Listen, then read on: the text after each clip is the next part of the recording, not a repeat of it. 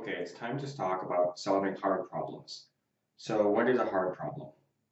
Most problems you can work on for a little bit and you know pretty quickly how to solve them. And if you have no idea, a little bit of research will lead you down the right path.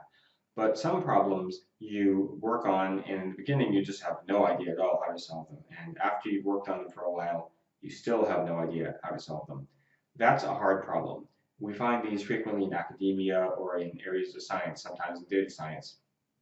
So when you get a hard problem, what do you do? How do you solve it? That's what we're going to talk about in this video.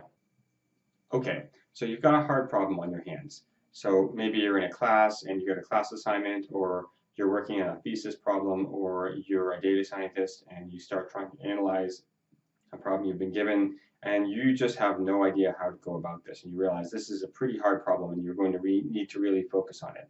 What do you do? So your first weapon is dedicated time.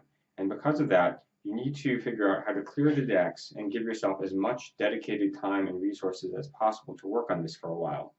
Now, there's a cycle as you work on a hard problem. It goes something like this. In the beginning, you have no idea how to solve it, but then after you do a little bit of research and you try different approaches, it seems like maybe one approach might work. And you start working on that, and maybe it pans out a little bit, you get a little bit more promise, and then you go down that road, you get optimistic, but eventually it doesn't pan out. You run into the dead ends. So then you kind of plunge into the trough of despair, and you have to go back and look at maybe some other technique that might work and try that. And that cycle just repeats, and it repeats some number of times until on the last time it actually works and your problem is solved. The problem is you have no idea how many cycles you're going to go through. So because of that, what you need to do is give yourself as much as you can in terms of resources. Clear the decks, give yourself dedicated time.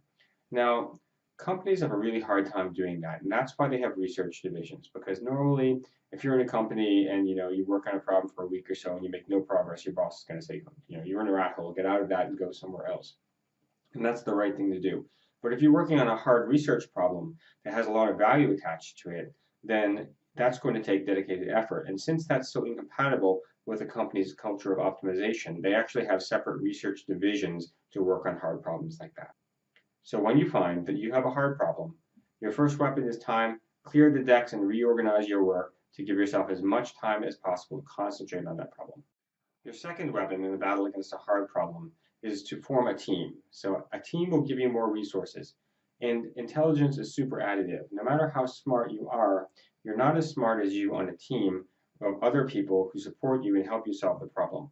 So if you get together a good team that is diverse in the right dimensions, it's really going to help you quite a lot. And by that, I mean not simply, different sizes, shapes, and colors, that may or may not help you, but what you really need are people who have different personality characteristics, who maybe have a different intellectual background, who have different skills than you, so that their skills and approach complement your own. They might try things that you didn't think of, they might suggest things. When you have conversation, other approaches are going to come up that you didn't maybe think of on your own, or they might take things that you say and bring new insight that you hadn't thought of to them. So that's really what you need is a team around you, a support system that can help you solve this problem. So get one together. Now, you need it to be high bandwidth. And what that means is that you need to communicate regularly, and you need to do it either in person or on video chat. In between, you can use a chat app like Slack or something like that to fill in, but you need to have regular high bandwidth conversation to kind of fill in the gaps in your thinking and take you forward. So get a team together, and you'll be much more effective than trying to solve the problem on your own. Your third technique for attacking the hard problem is going to be to do your research. And by this, I mean to do a search on the internet and literature searches, just trying to understand the problem, the context, how people approached this problem in the past, what did they find, are there other techniques that have been tried against it, is it maybe similar to problems that have been seen before in other fields, is it transformable into a different kind of problem? So you're really trying to just flesh out your knowledge about the problem space and different ways of solving it. And when you can't find anything else to go on, just the problem in general, the background for it, how it came about, what did people do before this problem came about, anything that you can that will build your knowledge base and start some connections in your head about how to solve the problem.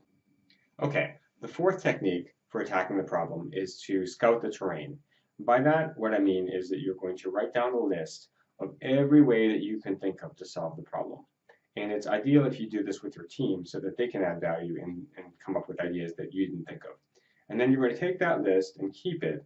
And periodically, you're going to pick out of it some techniques that might work, and you're going to invest small amounts of time box time into trying out approaches to see if they work or not. And then if maybe they're promising, they might get a little bit more time. So you're going to keep that list and you're going to refer back to it periodically. That's scouting the terrain, and that will help you when you just run out of ideas. You can go back to your list of ideas and say, well, let's just try this other one and see if I make some progress in that direction. Okay, and the fifth technique for attacking the hard problem is going to be prepared to abandon an approach. Now, we're all prone to the sunk cost fallacy, which means that the more time that we put into an approach, the more connection we feel to it and the more unwilling we are to give it up. But that's not your friend, and you need to fight that when you're working on a hard problem. You need to be prepared at any moment to simply set a problem aside. Remember that you can always come back to that approach and see if perhaps you can get it working later. But there's nothing wrong with just pivoting to a different approach. And often what you find is that either the new approach will be more productive or the new approach may give you ideas that you can take back to go rescue the old approach. So never be afraid to set a problem aside. That's a really helpful technique in approaching your problem. Hard problems can be beaten. The key is to provision yourself with the correct resources, with the correct amount of time and a supporting team to help you out. You need to immerse yourself in the problem. Do your research, get down into the problem, look at the context, try to understand everything you can about it. Be prepared to run down dead ends. The truth is that a lot of approaches won't pan out, but every one of those dead ends is going to build competency in the problem domain. And the more you learn about the domain, the closer you get to a solution. So think of it as searching your way through this field, and the answer is in there somewhere. So if you cover it systematically, you're going to eventually get there. Be diligent and be persistent, but don't be wedded to any one approach. Remember that you can always set that approach aside. You can come back to it later if it's not working out. You can work on 2 or 3 different things and let the ideas cross-pollinate in your mind. Don't fall into the sunk cost fallacy. Be prepared to set your approach aside. Eventually, one of those approaches will start working, the problem will break open for you, and you'll solve it. I hope you enjoyed this video. If you liked it, please like it.